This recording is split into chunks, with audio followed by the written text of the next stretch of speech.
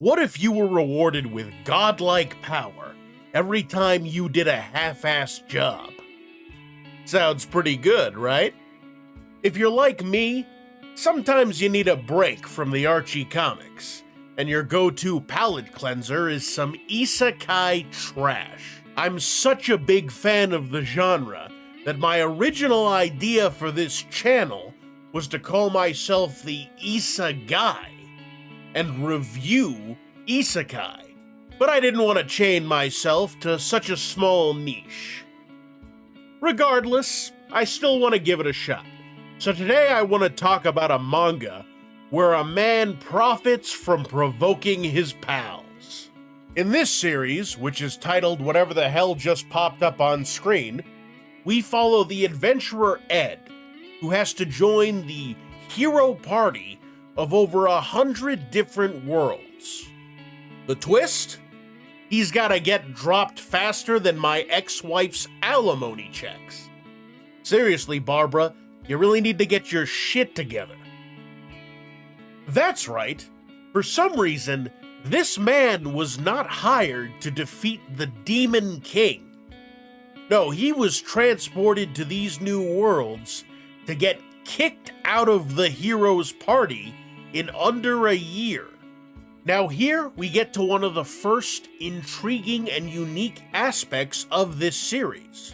This story is set up to be a subversion of the classic Isekai and Exiled from the hero party genres. Now, we're at the point where subversions are so common that subversions of subversions are actually the new trend. But this is a sort of double subversion, which is already an intriguing aspect.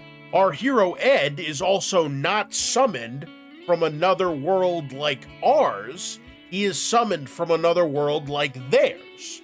His world is set up much like the ones he's getting transported to, which is a bit odd. Instead of a single world to save, with exposition being delivered by some sort of godlike entity, Ed is just dropped into a white void with nothing but a door and a book with vague instructions. He is told to go through the door, get kicked out from the hero's party, and then come back and do that over and over again. Ed goes through with this with the belief that eventually he will be able to go home. This admittedly complicated setup frames the series going forward with a mystery element that is not too common in isekais. It actually vaguely reminds me of Re:Zero. There are also a few other rules that govern this world in regards to the doors he goes through. First off, when he goes through a door, anything that happens to him beyond the door, such as gaining weight or muscle or losing a limb, all of that is reverted when he comes back after completing the task. Second, when he completes the task, he gets a unique power, a new upgrade of some sort. This is the only motivation he actually has to go through the doors. He gets a unique new power, and then he comes back and he gets to keep that, but that's all he keeps from going to the new world, besides the knowledge of what he did. That once he goes through the door, he can never go back. With all of this established, Ed goes through door after door with the hope that he will either gain a power that can send him home, or that eventually something will explain why he's doing this and will provide a way for him to get home through other means. The other twist? All this is in the prologue. After the first two chapters, the greater mystery still remains, such as who sent him here, but he completes all 100 doors in the first two chapters, and he gets a key which allows him to go through any of the doors that he's already completed, and essentially he's got to pull a Monsters Inc. and use that key on a door from the world he chooses, which that can send him back home. But due to some circumstances, he doesn't immediately do that. The series is not over after the 3rd chapter. Ed ends up choosing the very first door he ever went into as an adventurer, which 10 years have passed.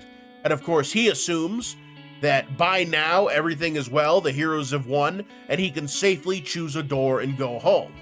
Well, as you probably guessed, things are not so hunky-dory, and he ends up re-adventuring with the party.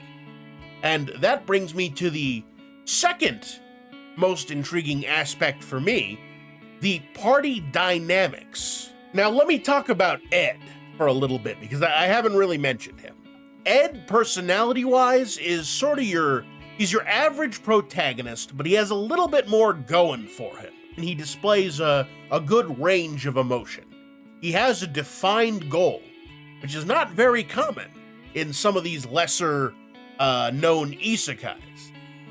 As for the rest of Ed's party, we've got the ditzy elf mage Tia, the martial arts obsessed mentor figure Gonzo, and the competent but vain in an entertaining way hero Alexis. Now, because this isekai is about a guy who's essentially hoarding skills because he's not actually supposed to fight, now that he's able to let loose, he's shown off to be really powerful. He is quite a lot more powerful than the rest of his party.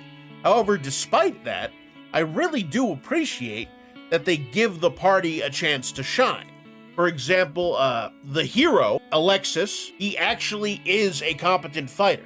In a lot of these stories, where the main character gets exiled from the hero's party, the hero is actually an incompetent loser who's just jealous of the actual main character or is being lifted up by, say, the main character's support skills. What I especially like about him is he is a tsundere. I am not a fan of the classic tsundere when it's about a love interest, but if it's a bro, let's fucking go. Anyway, this was a solid series that piqued my interest, and hopefully it can keep that interest piqued. It was a really refreshing read. This is a Michael-approved series.